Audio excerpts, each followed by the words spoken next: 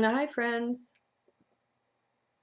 I know the top of my head looks kind of spooky there with very little lighting, but let's enjoy the rainbows. I'll move it when it dulls out or something if I pay attention. All right, now I have this journal. This is from 2/7, the first one of that day, and it was not meant to go, it was not written to be public, but what the heck?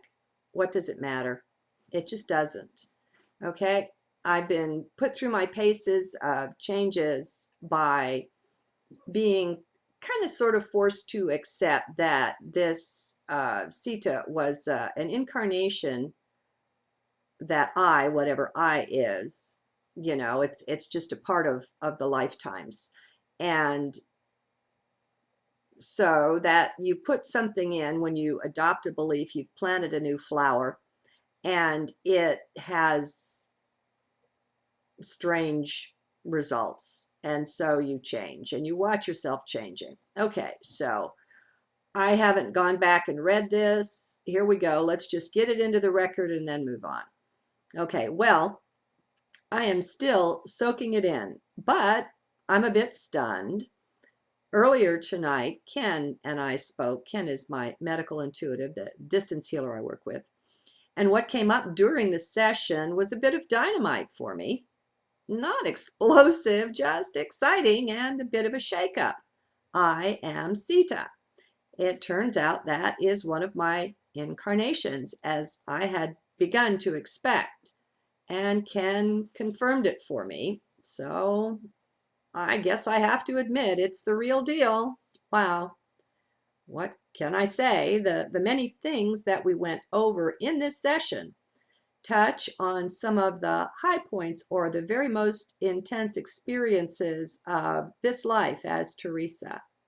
Everything from being attacked by a very powerful demon to entering the heavenly or higher etheric planes in St. Louis and other stuff. For whatever reason, this particular group of experiences, I guess the most mystical of this life, were up for review. And I have no idea why none of them came up before with him. We've been working together for years.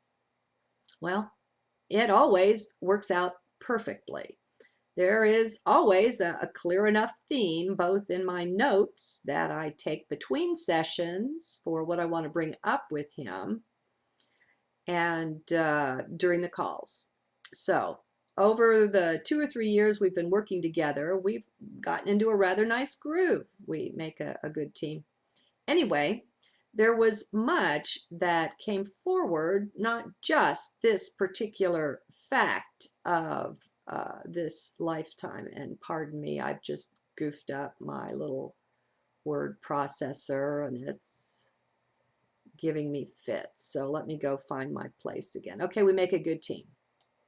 So let me be sure my picture is still doing okay and follows the rainbows. Not so many on the ceiling just now. Let's see, can I move it this way? Would that help? Looks like maybe. They're so pretty. Okay, so there was all that came forward, and I almost didn't mention my question about being Sita before. And as I was preparing to ignore that particular note, I heard inside from Papa G so very clearly that I would regret it if I didn't ask. So I asked, and I'm glad I did.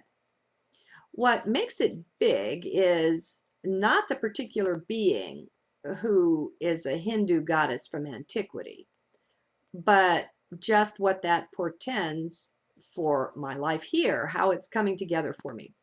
When I learned in Papa G's biography that he had been Ram, somehow I felt then that I had been Sita.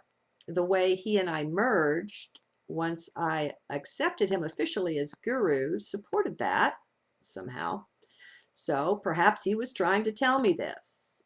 Actually, no doubt he was. No doubt I have known this. We hide these things from ourselves, don't you know?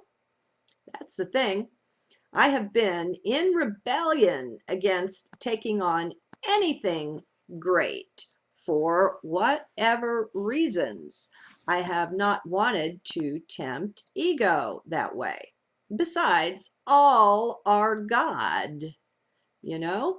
All are divine. So ultimately, this or that particular lifetime doesn't really mean anything. Okay, so I guess I'll just give us some light here now and we can just be regular since most of the rainbows have taken a hike. All right, so for whatever reason, I haven't wanted to go there. It doesn't mean anything. This is one reason I've never had a past life regression done, nor have I called on Ken to list them for me. That's something that he can do. It just wasn't interesting or important enough. Who and what I once was, while perhaps somewhat interesting, it really doesn't mean a heck of a lot.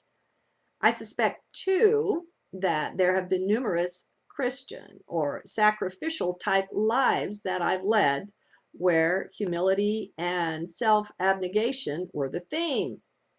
I have a certain monk or nun momentum, and this doesn't fit in well with being a Hindu goddess. Plus, Sita was previously Lakshmi, yet another goddess, thus multiplying the effect. It can get interesting.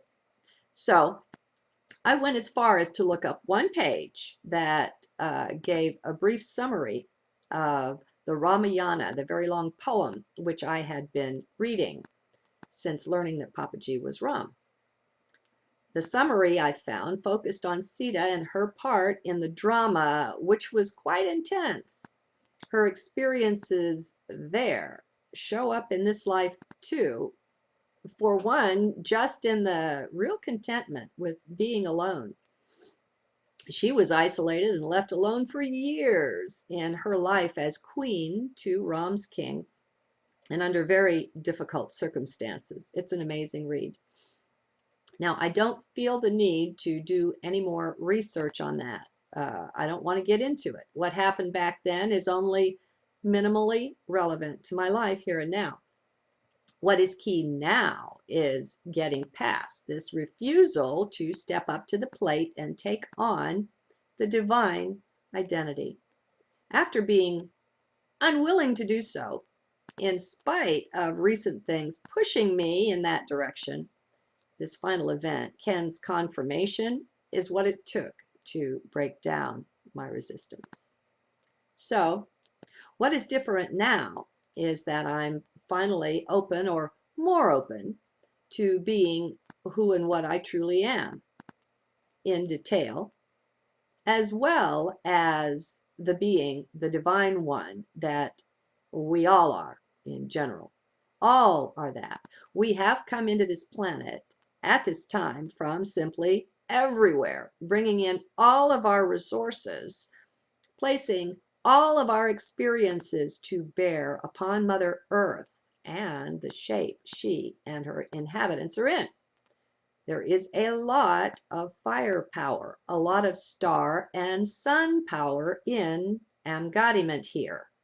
And we won't take no for an answer. What I feel is that a sort of a dam or a barrier that I'd held up for so long has now broken down. I don't have any idea what it's going to be like now that I'm willing to accept such things. Inside, I knew it was right, but it was down so deep that I just wasn't quite sure.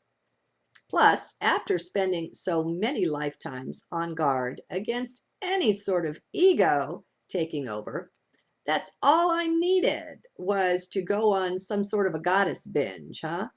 I wasn't having any of it. And it was just much easier to shove it away, to repress it. And I'm sure that has to resonate with a lot of us out there. I mean, that's just, we lose contact with it, and then it can seem so unreal, even though it's more at the heart of who and what we are than, you know, where the mind is playing right now. Okay, that resistance overcome, it will be interesting to watch interior and exterior developments going forward. Oh my goodness, what shall this mean to me? I think it may be in either the Pleiadian message through Marciniak or the Syrian one through Corey, that we're told we're afraid as mankind to take on our power. We have tremendous, frankly, overwhelming levels of power that are simply untapped. Well, it appears that I, for one, am being brought up to that bar.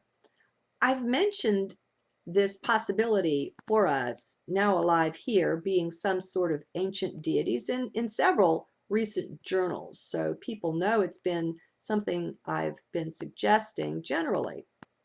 Oh, what fun it will be to finally be able to recall things, our whole history, and get together and compare notes, to simply remember all of our parts in the grand drama. Wow.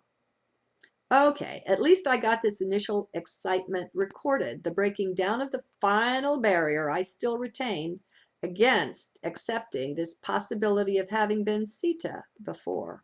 Oh my goodness, how Papa G is laughing at all of this. I guess he would. SitaRam. Okay, so what is it? What's the importance of it? This was written, let's see, the 7th, and it's the 21st. So we're talking a couple of weeks. We can work through more these days in a couple of weeks than maybe half a lifetime previously. Maybe it's even getting more accelerated than that. Things are changing in a really big way. And it's truly exciting. I trust that we will all be coming into more and more recognition of these other lifetimes. Remember, friends, it's only when it's not important to you anymore that you get given these things. So if you're chasing them and going to have readings done and stuff like that, I politely suggest maybe that's not the way. Letting go, letting go, letting go. You know, as you give it away, it comes back to you. Somehow, as you turn the little bird loose, it comes fluttering back. And so that would be my suggestion. Just let go. You already are that. Whatever it is, you are it. It's not something you have to go find or do or earn anything. It's just who and what we are. And life is showing us and giving us back to ourselves. Hey, ain't that grand? See you again soon.